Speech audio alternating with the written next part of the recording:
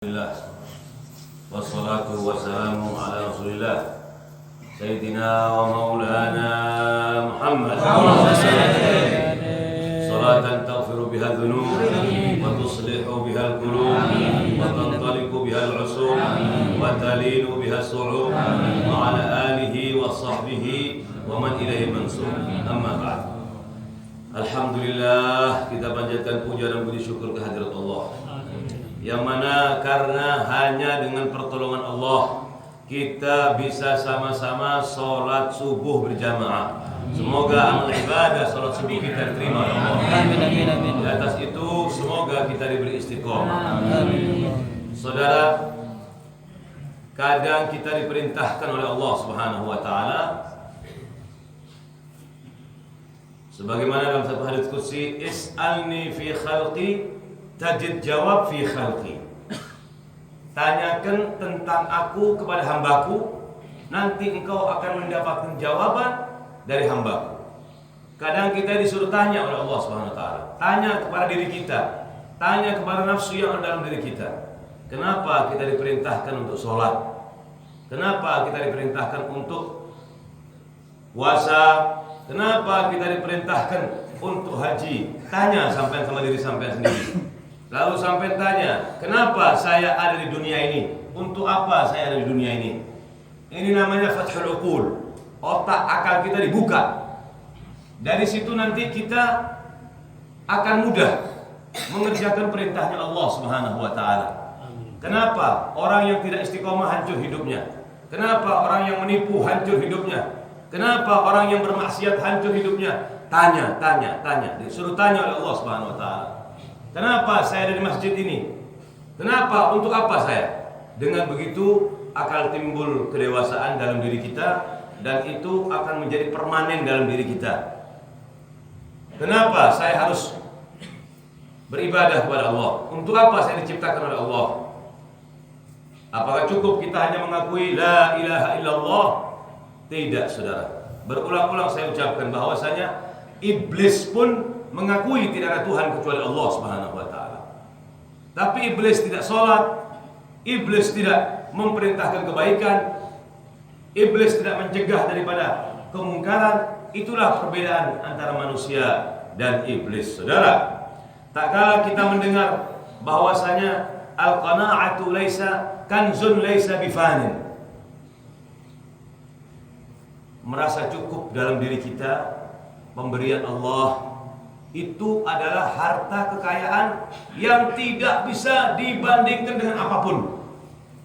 Al-qanaa'ah, merasa cukup. Hari ini ada yang dimakan, hari ini badan kita sehat, hari ini kita bisa mengagungkan Allah Subhanahu wa taala. Ini sudah sepantasnya kita mengucapkan dari lubuk dalam hati kita, alhamdulillahirabbil alamin. Saudara, ada seorang kaya raya. Setiap tahun dia bagi-bagikan uang zakatnya. Kalau kita lihat orang kaya bagi zakat itu wajar, saudara, sudah kewajiban. Tidak ada keistimewaannya.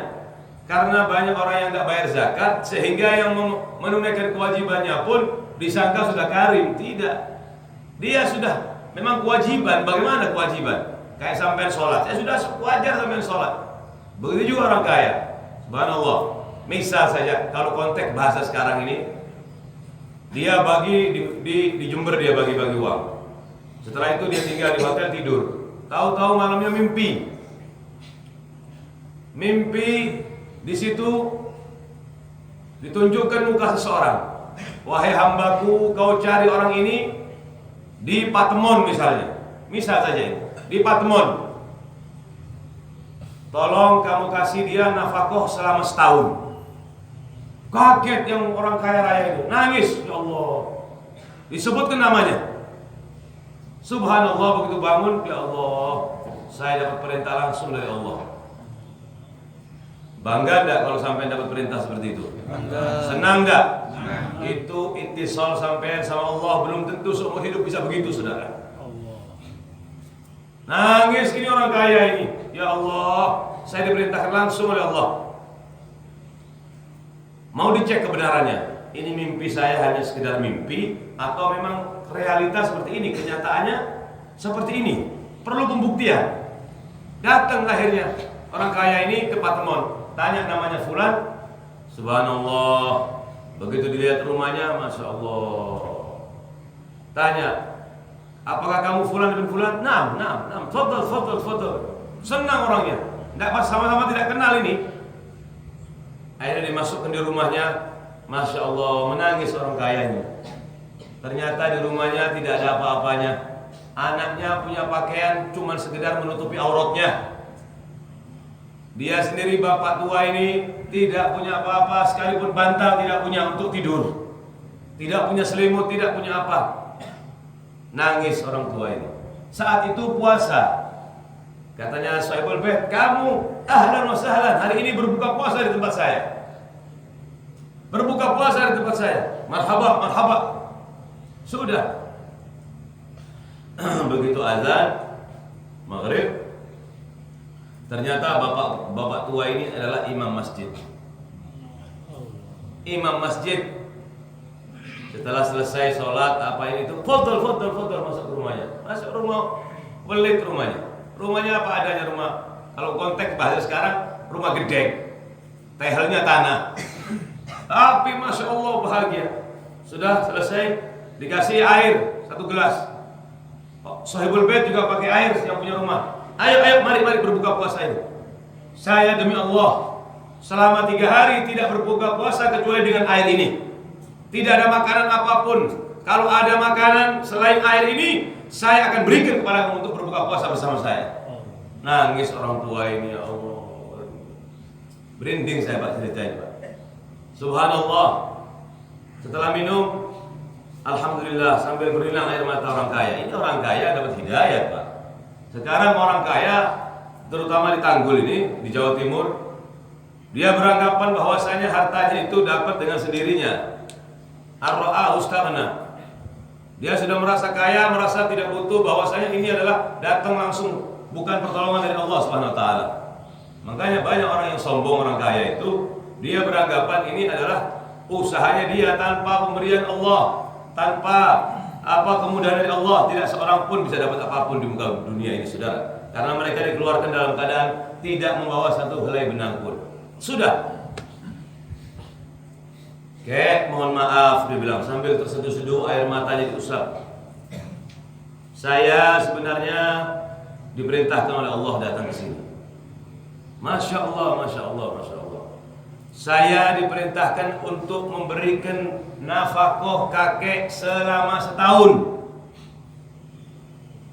Mau dikasih setahun. Kalau misalnya 1 bulannya 1 juta, setahun berapa Pak Sagur? 12 juta. Mulai pinter sama itu. Hitung-hitungan Pak Sagur. 12 juta. Dia bilang ini 12 juta, tolong diambil untuk keperluan belanja selama setahun. Orang itu menolak, saudara, tidak mau. Menolak, tidak, terima kasih. Jangan sampai kau tolak. Setelah dia paksa, hanya mengambil 3 juta. Hanya mengambil 3 juta. Dan dia katakan bahwa 3 juta ini insya Allah bisa saya pergunakan selama setahun. Makanya dikatakan, idza kanatin nafsu kubara ta'ibat li muradiha ajsamu. Kalau seandainya jiwa dalam dada ini besar, maka akan capek badan yang membawa jiwa itu. Qanaah, kaya raya saudara. Qanaah, kaya raya. Sampean mau jadi kaya, dalam hati sampean saya merasa cukup sampean. Makanya kalau sampean masalah dunia, lihatlah orang di bawah sampean. Kalau sampean punya rumah, sampean nyaman, lihat orang-orang yang masih tidak punya rumah. Lihat orang yang masih setengah mati. Kalau lihat orang yang beragama, berilmu, lihat di atas sampean, supaya sampean bisa mengamalkan. Ini anjuran daripada Rasulullah SAW. Karena hal yang begini bisa menjaga nikmat Allah yang diberikan Allah kepada kita, saudara. Saya hidup saya banyak ujian, hidup saya banyak tantangan, Kalau sampai tidak mau tantangan, sampai masuk ke surga. Namanya di dunia ini darul ibtila. darul bala. Ada satu orang datang ke guru, ke Habib, Bib, ujian tak habis-habis hidup nih Bib. Loh, kalau sampai mau naik pangkat jadi uji sampai. Kalau udah mau naik pangkat, nggak kuat saya Bib, nggak kuat. Katanya gurunya, tenang, sini duduk. Sekarang ayo kita buka qalamillah, kita buka qadarillah, kita buka prosedurnya Allah kepada makhluk-makhluknya.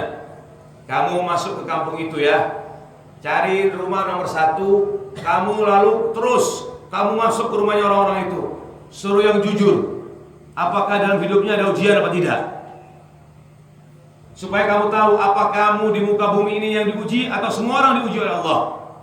Baik guru, masuk ke rumahnya, alamat yang diberikan, begitu nomor 1, assalamualaikum, waalaikumsalam, masuk, ahlan wassalam, tersenyum Pak.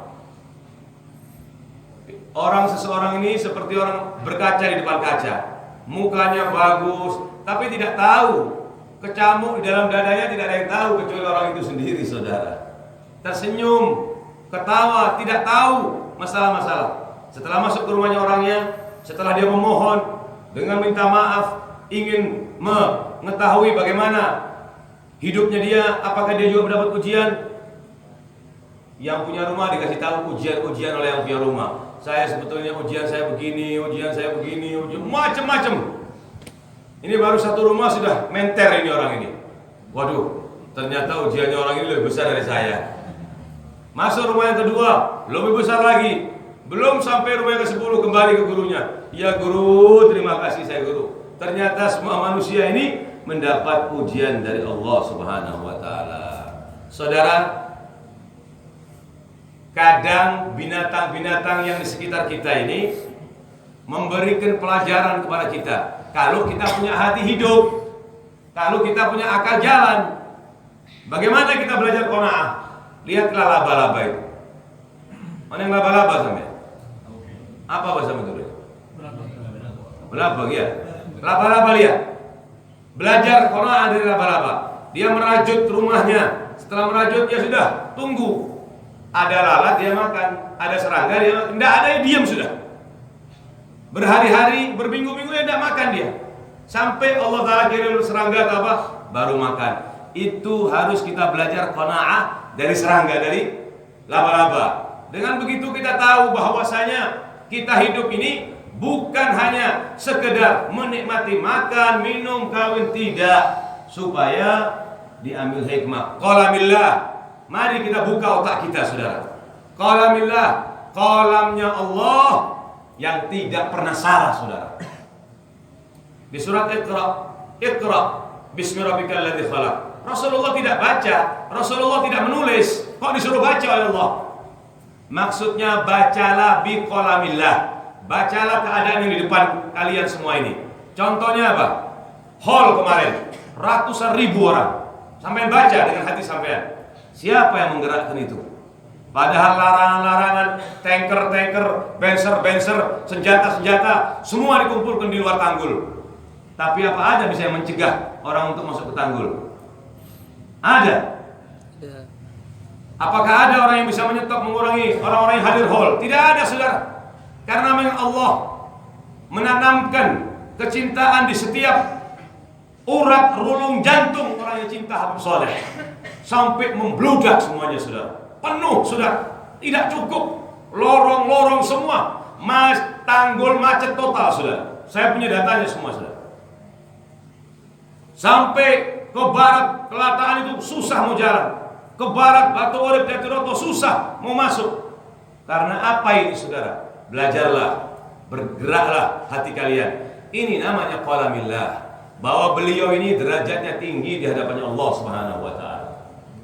Rintangan apapun tidak diperdulikan. Yang penting orang datang, dan beruntung orang-orang yang datang itu akan mendapatkan keberkahan dari Habib Soleh. Amin, amin, amin. Beruntung orang yang hadir itu mendapatkan ittisal, mendapatkan satu jamak. Doa-doanya akan dikabulkan oleh Allah Subhanahu wa taala. Ini qalamillah. Tanya, saudara, kita harus bertanya, kenapa orang ini begini? Kenapa kok jadi begini? Ada apa kok begini? Kif kok begini? Dengan begitu nanti akan timbul kedewasaan dalam jiwa kita, akan tahu bahwasanya keputusan Allah lambat laun akan kita mengerti, saudara. Ada orang menikah, setelah menikah bercerai, tanya kenapa ini bercerai? Kenapa ini bercerai? Ada orang menikah tidak punya anak, berpuluh-puluh tahun tidak punya anak. Ternyata saat mengambil anak, orang ini tidak bisa diberikan amanat dan tidak bisa mendidik anak ambilannya, sehingga anaknya berantakan hidupnya, anaknya rusak karena tidak bisa mendidik orang tuanya. Baru tahu, pantes Allah tidak ngasih anak kamu. Dikasih anak, kamu tidak bisa menjaga amanat. Begitu saudara. Kan sampai tanya, kenapa hidupnya saya begini? Kenapa saya tidak dikasih bikin kaya raya oleh Allah Subhanahu wa taala? Karena Allah tahu, kalau sampai dikasih kaya raya, tidak mungkin sampai istiqomah datang ke masjid sini, saudara. Tidak mungkin sampai datang ke sini. Kalau sampai punya villa, sampai punya kantor, sampai punya ini, apalagi ustaz ini salbut sampai. Tanya sampai sama diri sampai, disuruh tanya. Is'al. Ibnu Abbas, seorang mufassir besar, ditanya Ibnu Abbas, bima balagta, ma balagta, dengan apa engkau mencapai derajat yang tinggi ini? Hanya dengan dua, bilisanin sa'ul wa qalbin aqul. Dengan lisan yang saya bertanya dan dengan hati yang saya hidup. Dengan hati saya hidup. Tanya, kalau ada orang anak durhaka sama orang tuanya, tanya sampai. Jangan-jangan orang tua yang durhaka ini dulunya durhaka sama abahnya, sama ayahnya. Is'alni fi khalqi tajid jawabi fi khalqi. Begitu saudara. Mudah-mudahan kita diberikan oleh Allah Subhanahu wa taala sehat wal afiah. Mudah-mudahan hati kita dibuka oleh Allah Subhanahu wa taala. Mudah-mudahan otak kita ini dibuka oleh Allah, pikiran kita dibuka oleh Allah, sehingga bisa membedakan yang baik untuk kita ikuti dan yang batil untuk kita jauhi. Rabbana taqabbal minna innaka antas samiul alim. Tub 'alaina innaka antat tawwabur rahim. Rabbana atina fid dunya hasanah wa fil akhirati hasanah wa qina adzabannar. Wa sallallahu ala sayyidina Muhammadin wa alihi wa sahbihi wasallam. Alhamdulillahi rabbil alamin. Bismillahirrahmanirrahim.